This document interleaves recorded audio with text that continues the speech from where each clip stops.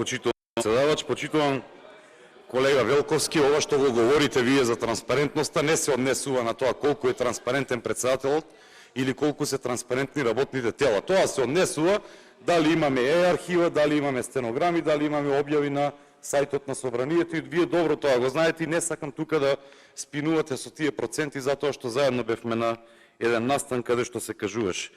Оно што ме загрижува е кога ќе го отворам деловникот, односно кога ќе го фатам деловникот, сам се отвара на член 29. Член 29 гласи пратеникот, има, еве немам ставено ништо. Гледайте како се отвара, на 4 или 5 места. На овие 4 или 5 места кажува, член 29, вели, пратеникот има право и должност да присуствува на седниците на Собранието и да учествува во работата и одлучувањето. Кога има право, кога господинот Талат Џафери 5 минути пред да му текне дека треба да има некаква комисија, тогаш закажува. Па имаме пратеници кои што живеат настрана.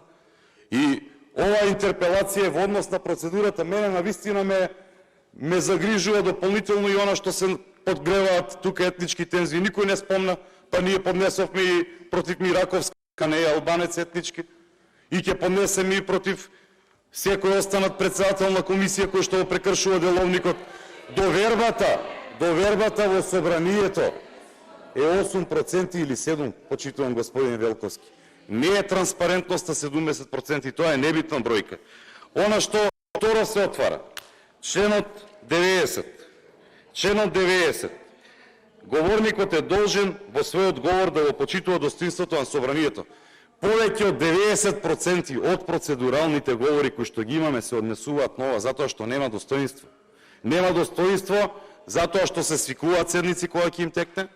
Нема достоинство затоа што кога говориме за буџет, вие наместо да кажувате за средствата кои што се предвидени, вас ви текнува на Скопје 2014, затоа што тогаш кажувате кој бил затворен, кој не бил затворен, кој правил криминал, кој не правил криминал.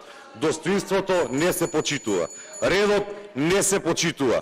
Темите за кои што треба да говориме не се почитуваат и сето тоа е причина да се поднесе интерпелација.